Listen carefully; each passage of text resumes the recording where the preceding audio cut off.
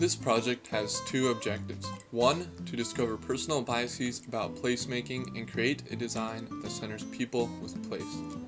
Both goals are critical to imagine landscapes that promote inclusivity, invite dialogue, and spark joy in people's hearts and minds.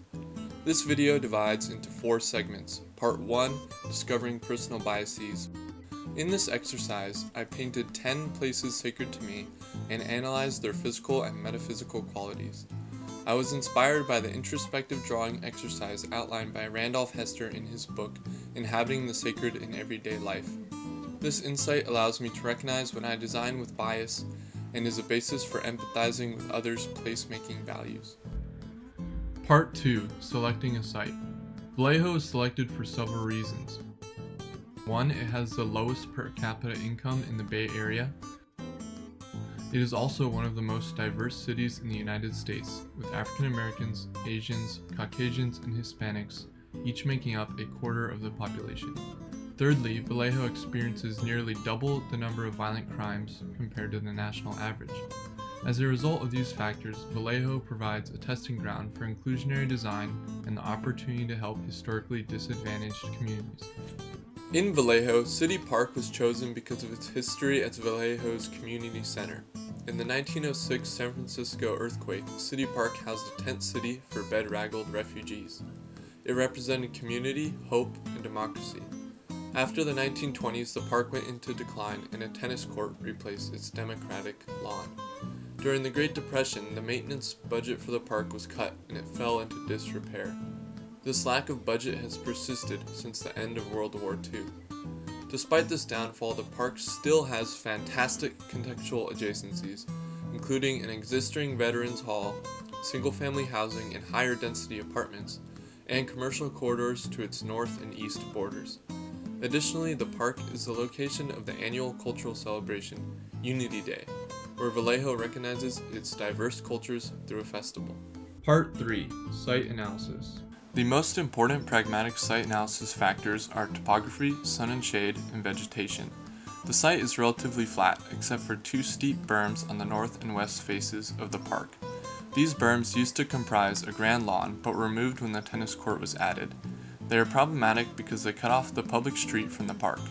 Secondly, the sun and shade pattern, primarily impacted by various trees on site, reveals appropriate softscape and hardscape zones.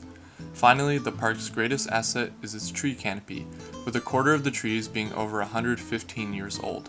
These trees should be protected and enhanced by the design. Part 4, Schematic Design Iterations. City centers can only attract as much diversity as they provide. To ensure a wide range of user groups, constant use throughout day and night, and space for daily and annual activities, a large and diverse program was developed. The program focuses on intensifying multifunctional spaces and improving existing facilities. This program was then analyzed to discover different adjacency relationships, from program elements that need to be separated to program elements that must be grouped together. After, the program elements were diagrammatically placed into the site context, taking into consideration both the project's goals and the project's site analysis. The first schematic design, linking the promenade, divides the site in half to form a strong link with 2 residential alleyways to the east and west. The main promenade is constructed of brick and metal, reminding Vallejo of its important history in the brick and railroad industry. The diverse set of programs surround and are unified by this promenade. Furthermore, the single-use horseshoe courts are converted into a multi-sport court, attracting more use and diversity. Adjacent to the court is an elevated water feature, which acts as an art piece, a stage, and play feature. Finally, the grand lawn is restored, this time on the eastern portion of the site because of the available sun. Again, the program elements were organized diagrammatically to generate a new design idea. The second schematic design, the social triangle, has a similar approach to the first, but it divides the site from the northwest corner to the southeast corner, creating a more private residential zone and public commercial zone. Triangular forms are implemented throughout the site to encourage and increase eye contact and social interaction. The planting strategy increases the density of trees in the residential zone to create a buffer from the commercial one. Plant material is emphasized through the triangular forms to create a modern Vallejo garden.